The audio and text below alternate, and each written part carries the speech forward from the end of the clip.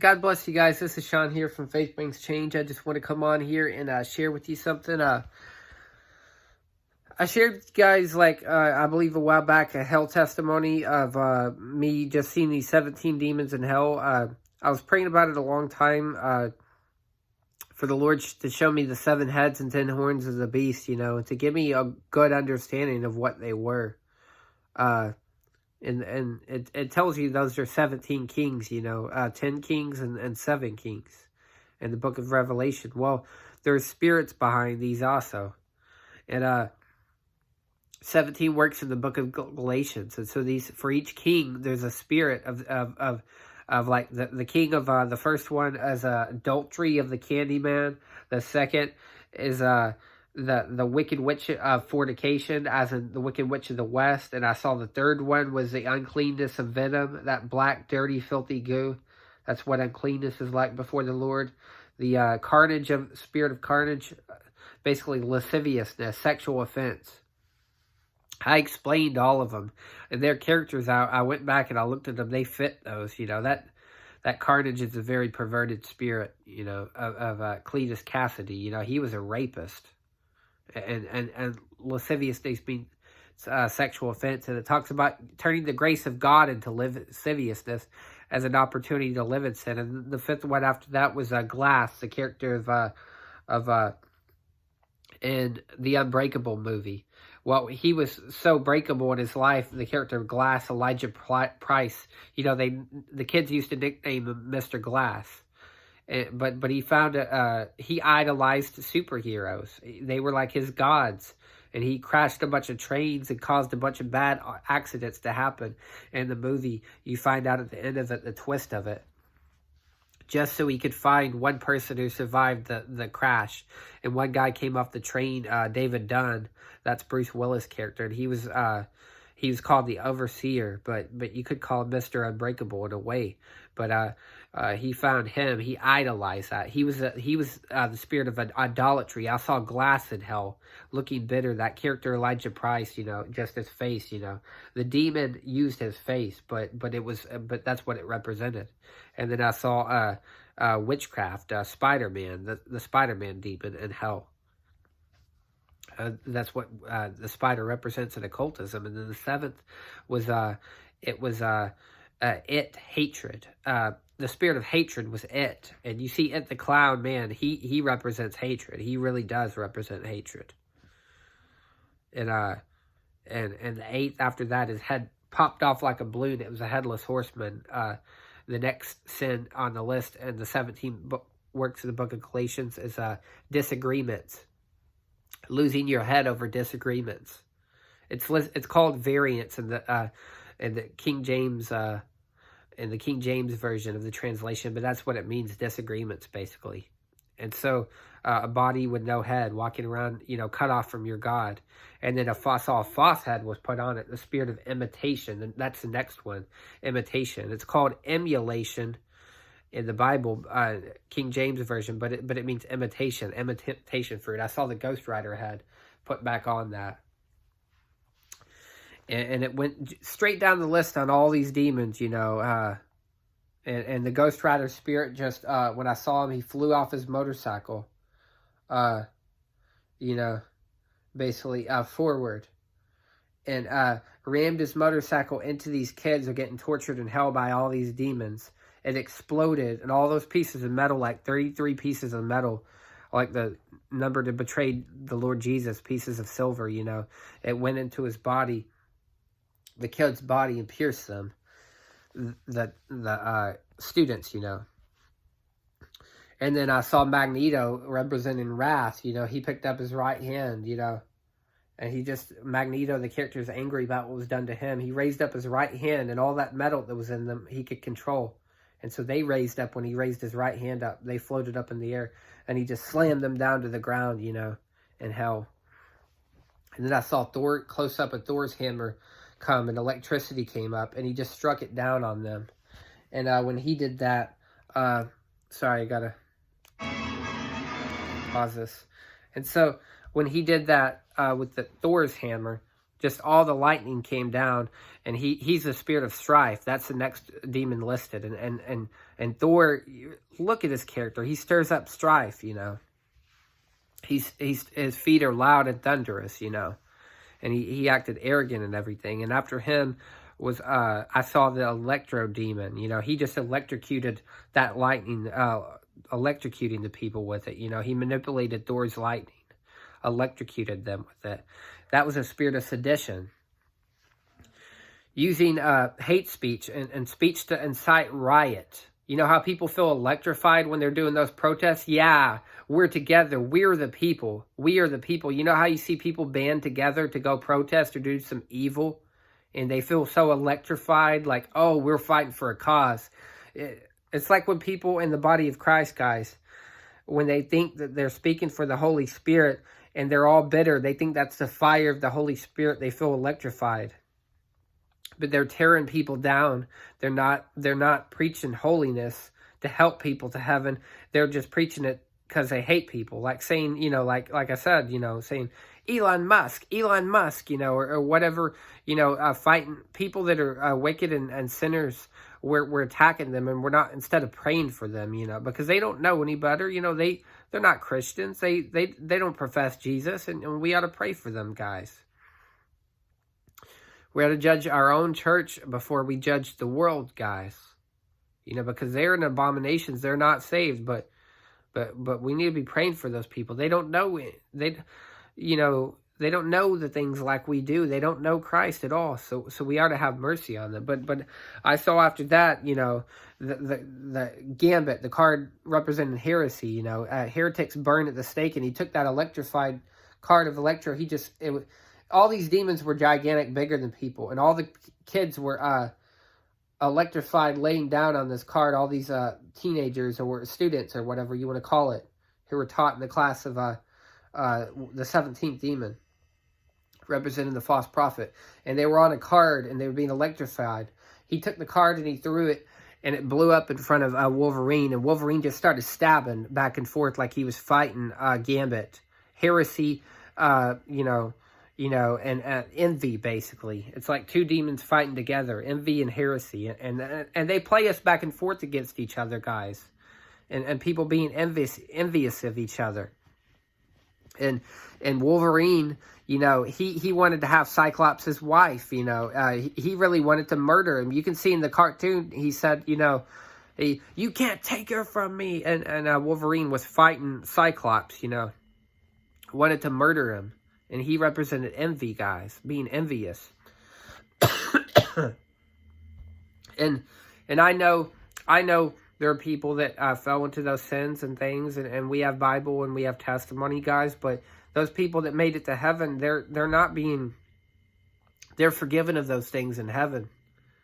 You know, that they've repented, they overcame that. You know, it's not referencing to them; it's referencing people down here who are still doing these things. That people. We need to put off those things, guys, because they don't fit the body of Christ. Every one of our sins we did, when we did them, we weren't doing them in the spirit, but in the flesh. But after Wolverine, I saw Freddy Krueger. Envy turned into murder, you know. And yeah, it's sad, but it was Freddy Krueger, you know, and he was stabbing, you know, and back and forth. And then after Freddy Krueger turned into I saw these grappling guns basically just Freddy just shish kebabbed the kids, and they were on his fingers, on his 4 fingers. Like you can picture, because this is a gigantic demon in hell, Freddy Krueger.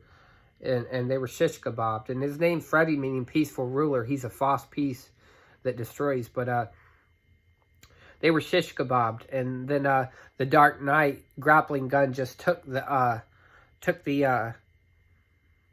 latched onto the things on his 4 fingers, you know, the people, or they were just hanging, you know, because they were shish kebabbed. I mean, of course, so they were decapitated or pierced in 2, you know. And he just ripped them from them, and the grappling gun turned into chains of the Hellraiser. Because basically, the next demon was the Dark Knight. I didn't see the Dark Knight, but I saw the darkness of the Dark Knight. And the next spirit was a spirit of drunkenness, because those who were drunken are drunken as in the night. They stumble as in the night. So when you're drunk, it's like walking around in the dark. You can't see where you're going, guys. You can't see spiritually. Sorry, you can't see spiritually where you're going. And after him, the darkness, I saw in that darkness a box representing the sin of the world. It was a pinhead box. And that grappling gun of the dark night, inside that darkness turned into chains. And it just went, you went into the Hellraiser box like it was a house. And it turned back into the classroom again. Because it was like, remember I told you it was like a house? I'll show you, and I'm going to show you right here, because I got this pause for this. Check this out. Let me see if I can get this. You'll find some of the peace of mind. Let's wait for the ad. Hold on. Prices you really want.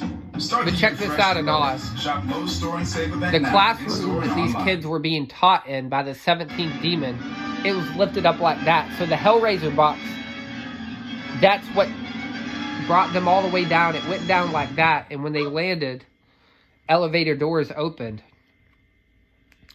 And the Pinhead character, he's like, follow the yellow brick road.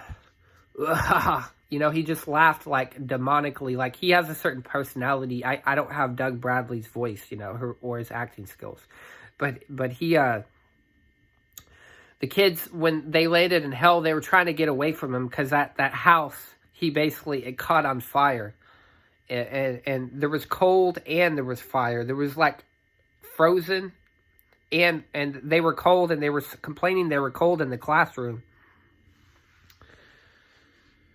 And he said, oh, you're cold, you know. And so fire came up from the in the classroom to heat them up, and he was laughing sadistically. And they started trying to run off toward the doors. They were shaking them to get out, you know. And the door was locked, and then they couldn't get out of the classroom. You know, the school of in the dream, it was Octavia High. It was Dr. Octopus is a character in Spider-Man, but he has, like, representing 8 tentacles of an octopus, basically. He actually has 4 tentacles, guys. But, remember, there were 4 families in the Ark.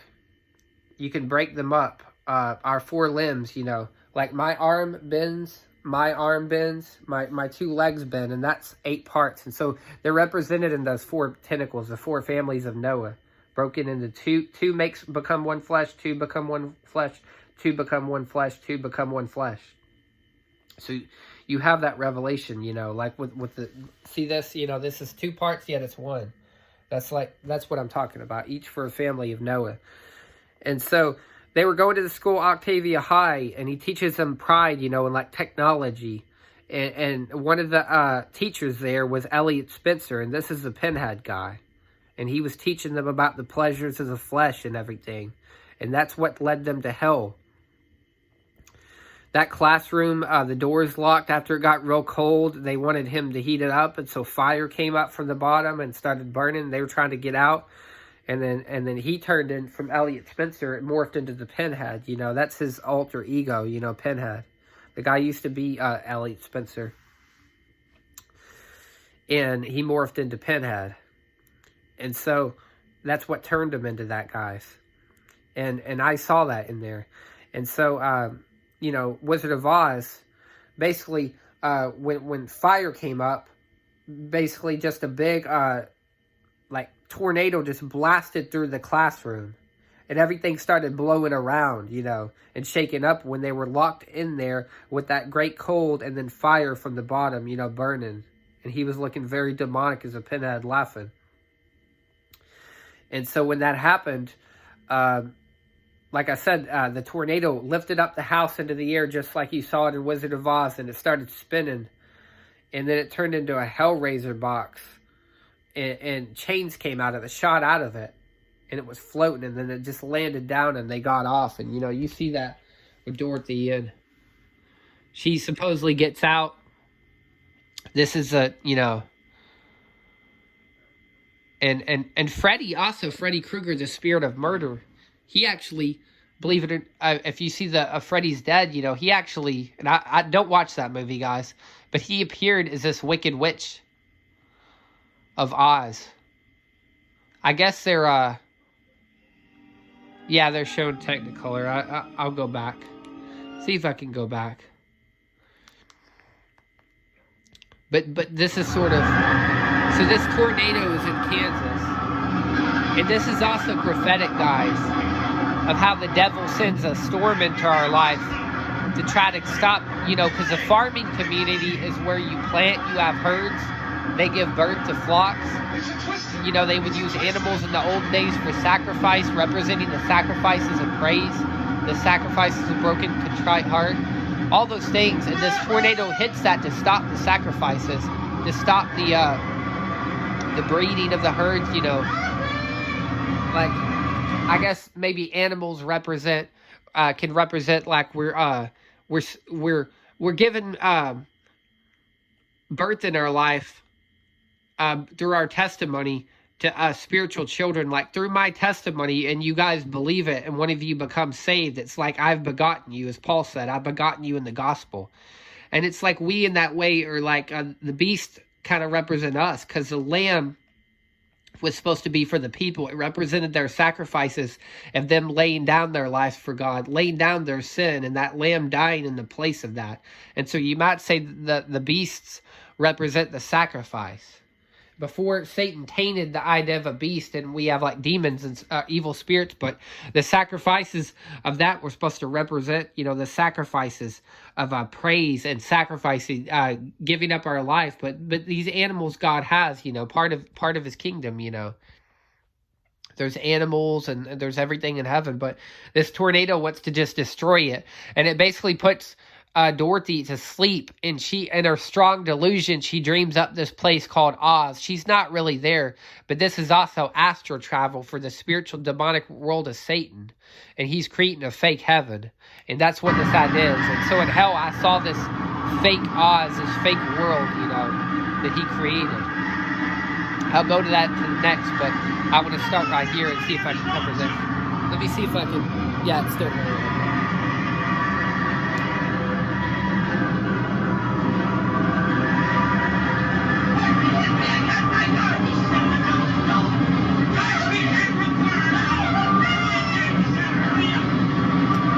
This is an old movie if you've never seen it, guys. I mean, it's not like the best effects, but it was one of those classics everybody could watch. But it's a witchcraft movie, I'll be honest with you, It's a witchcraft movie. This girl had a bad storm in her life. She hits her head, she falls asleep, and it represents going into strong delusion. And she comes out now with this false mentality at the end of the movie. Everybody she sees is mean, and wouldn't it be great to get away from this far and maybe be in a more magical world where everything's in color? And so the idea is this movie was in black and white. They want you to make you think your life without sin is black and white. So that when you go into sin, you get this false magical world of sin. That's what they try to make you think, but it's a complete lie. And that represents the destruction also of the house. The house is your body, the temple. And see, she falls into a strong delusion.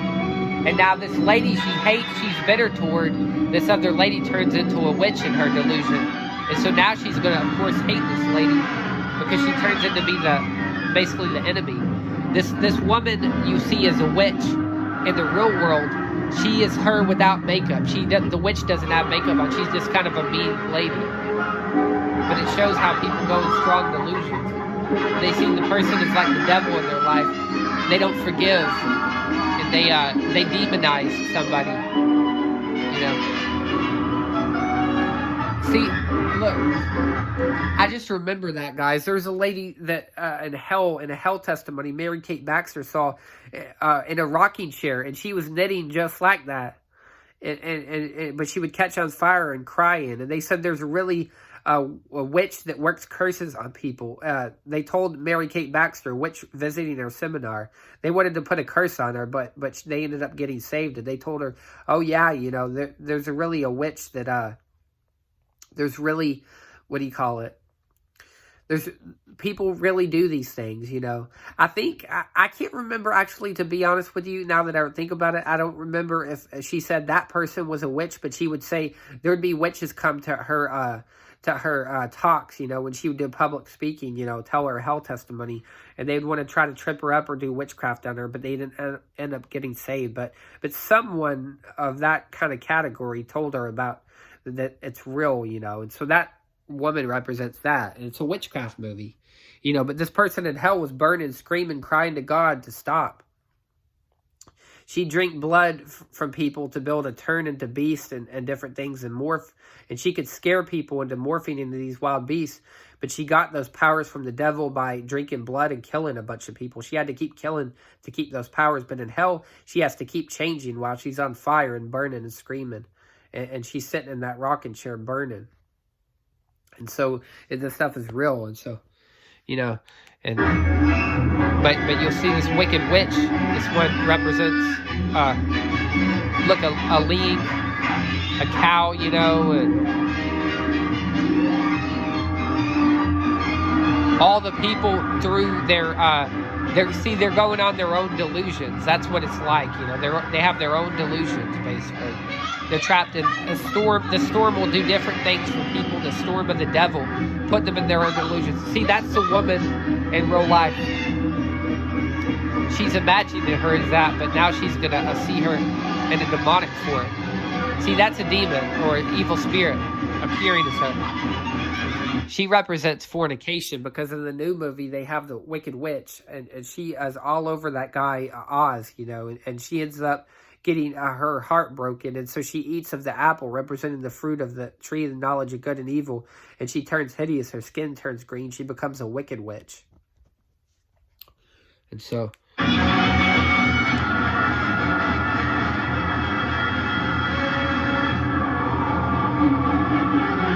I saw the classroom, though, this guy, Elliot Spencer, was teaching, and I saw it spinning like that, you know, because it zoomed out of the windows of it when they were busted out, and I could see it falling down into hell dark like that. It was just falling down like that, and it was spinning, you know, representing a body of people descending down into hell, and it was just like that, but it turned into the Hellraiser box. Chains shot out of it, and it landed like that, and it landed, elevator door open, and he's like, you know, follow the yellow brick road. And he just took up, you know, let out a demonic laugh, you know, when the elevator opened, and he said that to them. They took off running from him. They were trying to get away from him. And then that's when all the hell and chaos started. And to just give you an idea of who Pinhead is, if you haven't seen him before, his demonic form, see if I can do this, get this right. I hope this video lasts long enough, but I'm just trying to show you some kind of concepts and some videos, and for the kind of writing he gave me. But anyways, I can't, to be honest, my ears are stopped up. I don't think there's any bad language, any foul language. I don't think there's anything on this, but if there is, I'll try to mute it.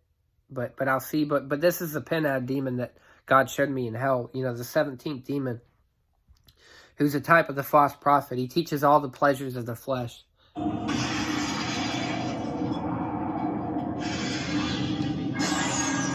Not him, but these are called Cenobites. So the box would turn people into demonic people. They'd mess them up like that. They'd be taken to hell. They'd be servants of the devil. It represents that's somewhat is how people look spiritually when they're in sin. They get maimed. And so they're no longer human until they repent. Come out of that anger or hatred or whatever it is. See, he had that voice, you know, follow the yellow brick road. But he was, he said, the box you opened it, we came. It represents the sin of the world, guys. Because this girl, I just got done listening to Heaven Testimony, and I'd heard it a while back, but they said when they saw Jesus, when he rose from the dead, they showed her a vision of 2,000 years ago when it happened. He took the box representing the sin of the world, and he took it to his Father in heaven.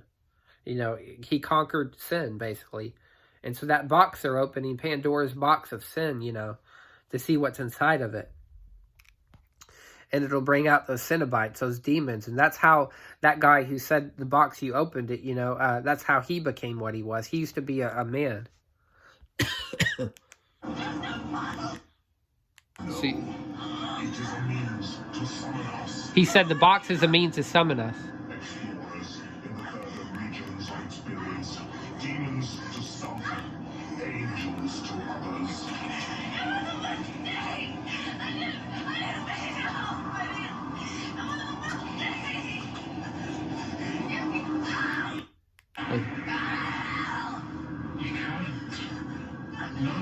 You solved the box. We came. Now you must come with us. Taste our treasures. See, that was the cold that was in that place. No tears, please. They were cold in that classroom. He had transformed from who he was, and they saw him for who he was. From the false prophet, he transformed into a beast, and that's also, that's the fifth beast, because the fourth beast that was written about to come is in the book of Revelation. He has there's 7 heads that rule over him, 7 kings, and one of the kings is that Antichrist, and he has a body. So that body is a group of people, world government, representing that body of that beast. But the head, the main head, that's a wounded head, the fourth beast, we call him the Antichrist, one of those 7 heads, one of those 7 kings. Some kind of deadly head wound. Jesus showed me he's a type of Candyman. And so I saw Pinhead representing the false prophet, and the second Candyman, Sherman Fields, representing the beast, because they both got wounded in the same place. He opened the door. He told them to follow that yellow brick road. They took off running toward it on the yellow brick road to get away from him, and it lifted up into the air in a crazy way. The bricks seemed to break or something. They lifted up, and it turned into the jacket of the second Pinhead, the yellow jacket, gigantic demon. He took the hook. He started just cutting through them, goring them up like how people would get cut up into hell. But they can't die. They keep reforming, cutting, just mutilating them horribly with that hook, and blood everywhere. And I saw that wicked witch after that, the mirror of the Candyman. She had it in her hand. The camera turned, or my angle turned to the vision. And I saw that round mirror the wicked witch had, that green hand. And remember, because the Candyman has a mirror. And so when they fell down on a mirror, after the Candyman hooked them, Sherman Fields, and then it closed, and all those broken pieces, and all the people, it was a gigantic mirror. She was a giant. Picture all the people being in the hand, after they've been cut up by Candyman, because he's a giant also. They land on this gigantic mirror, and then a hand closes over it. And so it was gory. I mean, he showed it to me in a certain way, but sorry, I don't know which way this is. Oh yeah, I think it's like this. Sorry. I know the reason why I keep turning it is because I can't remember what angle I was showing you guys this at. So I want to make sure it's not upside down. But he showed me these things, guys. And so I could go ahead and kind of finish, but it's a waste of good suffering. No time for argument. The room was cold. The classroom was cold like that, guys. They started begging him and asking him, turn up the heat. It's cold, and then fire came up from the floor. And then he changed into what you see there is that Pinhead demon. They call him Pinhead, He changed into that, so they saw him for who he truly was. And then that's when a great wind of evil doctrine, like you saw those winds on there, it just blew through the windows of the classroom, blew them out, and it was a tornado like on Wizard of Oz. It lifted up the room and the outer walls of that classroom like a box turned into the Hellraiser box, and it just lifted up into the air, and they were going in astral travel to hell, basically. And let me see if I can find it. Let me see. Candyman 2021 scene. Getting that from YouTube. I'll see if I can find when Sherman Fields sees himself in the mirror. Okay, this is for the second Candyman. I believe this is for the second. I think it. Check this out. Because see, this guy right here that you see, the new Anthony, I believe if it's going to show him, he's a type of the false prophet, because he becomes the third Candyman. The guy in the mirror you're going to see, I believe, is the a type of the beast, which is the Antichrist. So the guy in the mirror is showing him who he can be, because the false prophet's sort of like, he's an everyman. See that? So he ends up becoming a Candyman with a hook at the end, you know.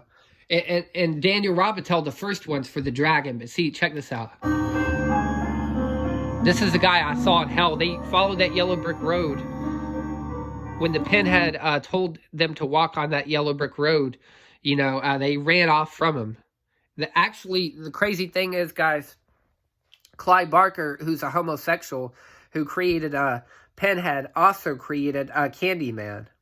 And so it was interesting that the same Pinhead is both a type of the false prophet, and the guy looking at himself in that hoodie, the guy looking at himself, not the guy over there, but that guy is a type of the false prophet also. So the false prophet's a type of the third Candyman, and he's a type of Pinhead. That guy, the second Candyman, he's a type of the beast. And so that guy would be, see, they want you to think you're a victim so you can live in the mirror and think you're a victim. I'm just a bad sinner. I have to sin. I'm all gored up. Look at what the devil did to me. Now I'm going to take it out on everybody else who gored me up. And so in the Black Lives Matter movement, and I have respect, but they want you to see you're a victim, guys, so you can take it out and destroy each other. And so the demons will get their kicks and laugh, and they want us to destroy each other. They have to tell us they're the victim. They want you to live in that image like you're a victim, so you can live in that mirror and you'll feel invisible to everybody else. Because they're playing on people's pain, saying you're ignored, you're not loved. Because this second Candyman, you can't see him but only in the mirror. And so he feels ignored.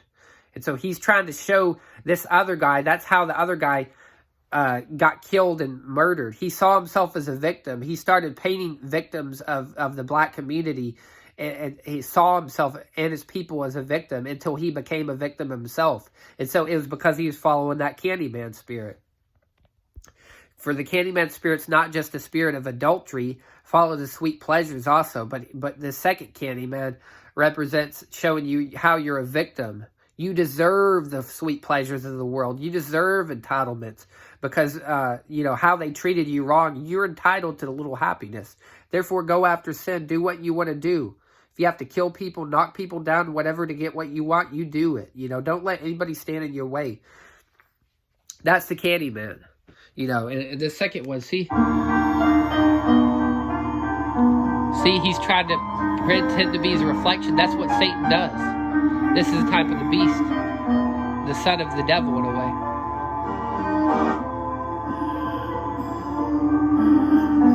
See, he ends up getting that hook later because he's looking at himself as that image. Satan wants to see yourself. He wants you to see yourself as a bad sinner and dead, so you can walk as the walking dead. See that? See how he tricks them? See the manipulation there? And that was the one there just goring and cutting people to pieces in hell.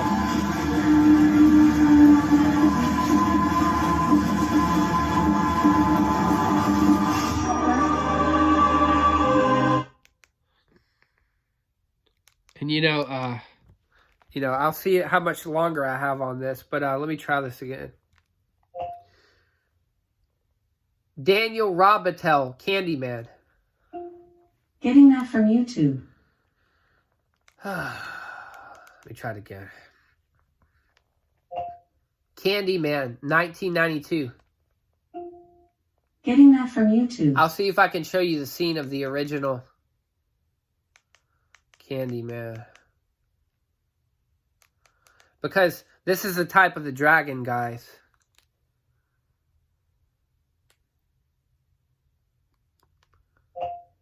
Candyman scene. Getting that from YouTube. He's a type of the basically the devil in his essence, guys, offering you the sweet pleasures of sin. This is what the devil does. This is the first Candyman, you know. He gets in your head, and they actually hypnatize this woman who played this part. She's a type of the whore of Babylon, the city of Babylon. We have a city in America, but it represents a group of people that live in sin. It represents all the world of sin that's going to be burned. They'll eat her flesh and burn her with fire, for strong is the Lord God that judges her. And at the end of the movie, she ends up getting burned up by the Candyman, sacrificed by him. She represents the great whore, you know. And she goes after the legend, the sweet legend of Candyman. She goes after that. Her husband ends up cheating on her, so adultery enters into her marriage.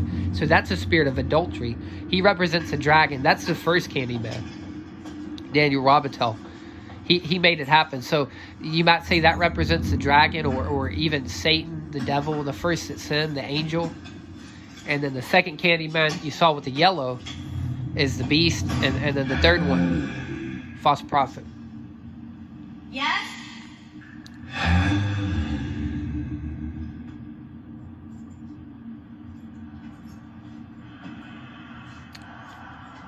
Who is that? Who is that?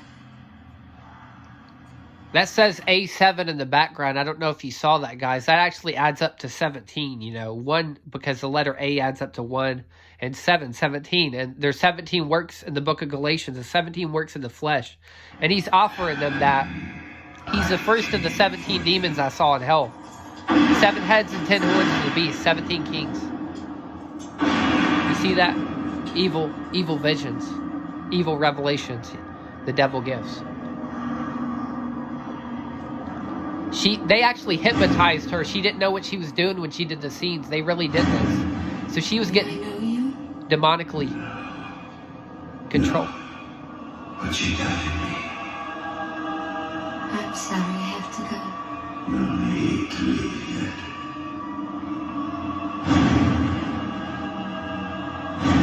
But I'm late. You are not content with the stories. Slice of lives to come. He said you were not content with the stories, so I was obliged to come. He said you doubted me. So he's playing Christ, basically. He's pretending to be God. Basically, the dragon or the devil pretends to be God. And so he's trying to say he's God. And then the beast will kind of say the same thing, you know, like Sherman Fields, the second Candyman, and the yellow. You know, like he's the son of God. You know, so the one in the yellow, like the son, is supposed to be the son of God, and it's just a blasphemous thing.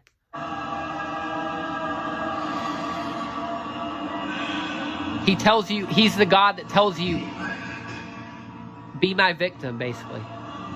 Follow the sweet pleasures of the world. Follow all those sweet things, but behind that, that's that hook to catch your soul like a fish, gut you and take you to hell. Those bees, that's the bee of Assyria written about. You see that bee in that carcass of that dead lion also. What's he called? His name is Daniel Robitel, after the name of Daniel, who is cast into the den of lions. And so you see how the devil does this prophetic crap that he does. Be my victim. Be my victim. That's the invitation. You see, I am the writing upon the wall, the whisper in the classroom. Without these things, I am nothing. So now I must shed innocent blood. I must shed innocent blood. I must shed innocent blood. So that's what he says. Now I must shed innocent blood. And so they say in the new Candyman, they say people will say that these people I killed were innocent, but basically he's saying it's not the truth. But you see that? He actually admitted, he said, I shed the blood of the innocent. And so don't tell me, people, that this Candyman is just only killing people that are corrupt. He just wants to kill anybody he can. He has to put sin on them and make them sinners and kill them. But the devil, this is wicked, guys. And they're using the Candyman spirit behind the Black Lives Matter movement. People just love that guy. Oh, he's one of us, you know. Is this really what we're going to do to conquer our enemies? Kill them? I don't think so. That's not the way we're going to get what we want. Candyman ending 2021. Getting that from YouTube. I'll show you the third Candyman. They, you know, the third Candyman. Here you go. And so remember I showed you that guy looking in the mirror at that other one? This guy who becomes the third Candyman, she calls him, at this point, basically, this guy basically kills a black guy, has another black guy, you know, basically he puts a hook on his hand. His hand is already deteriorating because the guy gets bit by a bee, some kind of demonic thing. His arm starts to rot off, that guy that you saw looking into the mirror. And so he's going to become the third Candyman, representing the false prophet. And at this point, the guy ran out there, and the cops saw a black man, and so they shot him. So you know what they're doing, guys. They're basically trying to create a civil war, guys. This is what the devil does. He wants to get man to slay man. And that's written in the book of Revelation with that red horse, that men will slay one another. You know, and that's what the devil does. He gets in your head. He will remind you of the people who hurt you, so you can be raised up to slay them, basically. So he can go and take advantage, because once this world becomes chaotic, then they'll go in and create a false order, the new world order. And so this is what it's about, guys. And see, they're gonna make him very abusive and I'm not saying this thing doesn't go on in the black community. I'm saying they want to show you the truth. They want to show you the facts. That's what the devil does. He'll show you the facts. He'll show you the facts and use the truth to manipulate you to do evil. They said all this. They hurt you. They did all this. That's horrible. What are you going to do about it now? And a man goes out, picks up a gun, and goes shoot somebody. Then he winds up in life in prison, or God forbid he dies and he goes to hell, you know, in that murder. And so that's what Satan wants to do. He wants to get us in the flesh, guys. He's evil. He's a tempter. The devil's a tempter. Look, they got to show you the facts so that you can go out and take matters into your own hands instead of judging the Lord's way.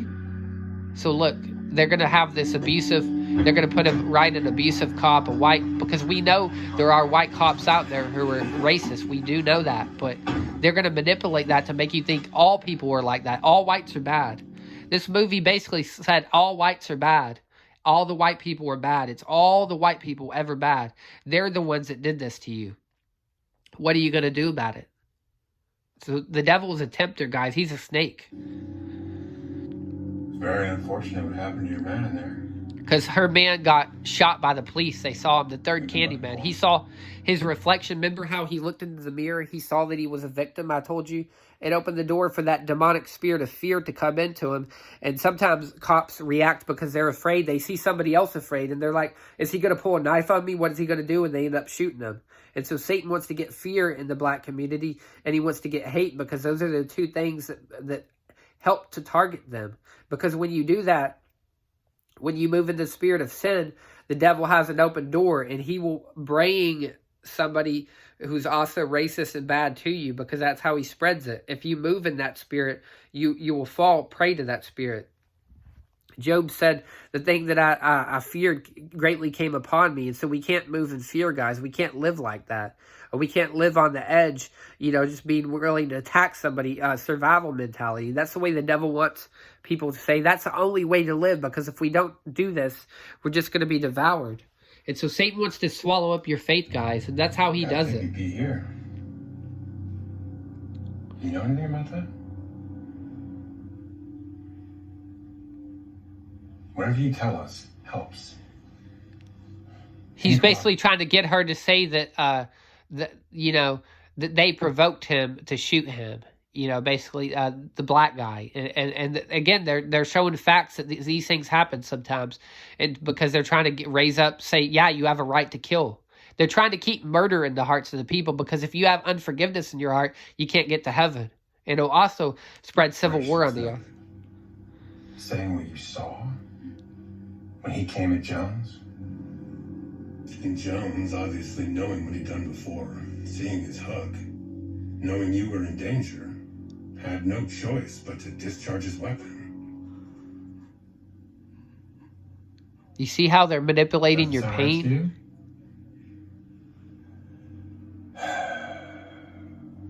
Or she's an accomplice. She held the victims down, he cut them up. He died coming at a cop. She goes to jail for the rest of her life.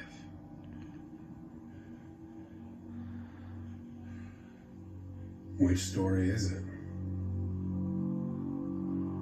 See, they're trying to manipulate you. You have to call on evil, because when you call on the Candyman, she's calling on the third one. That represents a false prophet. Hey, false prophet, help me deal with this. Help me kill these people. That's how I'll get avenged, because she's going to look in the mirror. She's going to call on the Candyman. It's going to summon her boyfriend, because now he's become the Candyman. So they have this whole hive in the Candyman remake, that all the black people become part of the Candyman story. But the Candyman never had anything to do with black or white. It represented a spirit of adultery. Originally, Clive Barker's Candyman wasn't even written as black or white. He just represented the spirit of adultery, following the sweet pleasures of the flesh, guys. And so for this, you got to get vengeance. You got to do what you have to do. Can I see myself? What? In the mirror. You have to look in the mirror and say Candyman's names 5 times for him to appear in Let it. me see myself. No. See, this I'll is say whatever you want.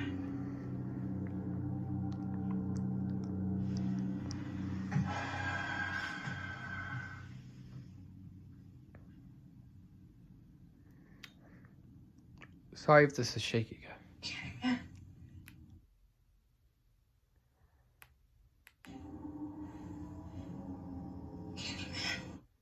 I'm muting it because he said a curse word while ago. Okay. Sorry, I thought I muted it, but Candyman? don't pay attention to that, guys. Just I don't want to hear that cursing. But it's wicked. See, this is what they got to show you guys, that you're a victim and everything.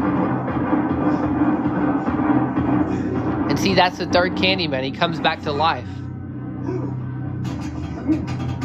Just going and goring people up. That he represents a false prophet. Yeah, sorry, I didn't want to. He represented the false prophet. Look,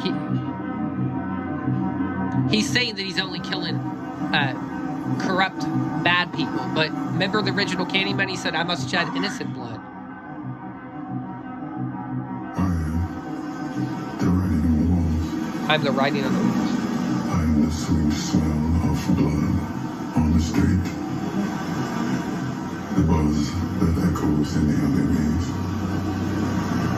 They will say I shed innocent blood. They will say, You are far from innocent. I shed innocent blood. They will say you are. That's all that matters.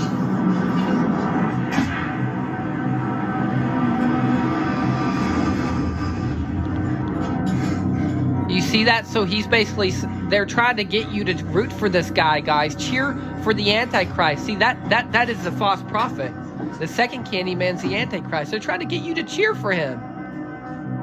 You see how wicked that is, guys? And people cheering for this guy.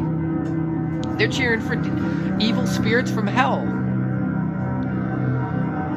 These demons in hell, guys, they're cheering for this. And see, this guy, after he ends up killing the last corrupt cop, so-called, they're showing you can get evil to do, summon demons, basically. When you call his name in the mirror, you're invoking the kingdom of darkness to avenge you. And look, his face morphs into the first Candyman, which is for the dragon.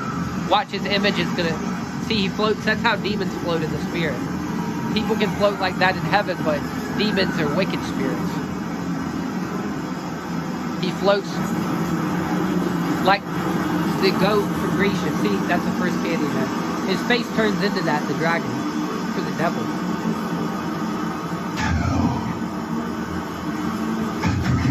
Tell everybody I'm a victim. This is, in other words, this is who you are. This is your identity now. You're a victim.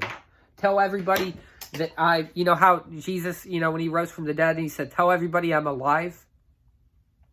Well, Satan wants you to tell everybody that you have a walking dead man, basically. The devil's saying, tell everybody I'm alive, I'm a victim. You can be a victim too. You can come with me, be my victim.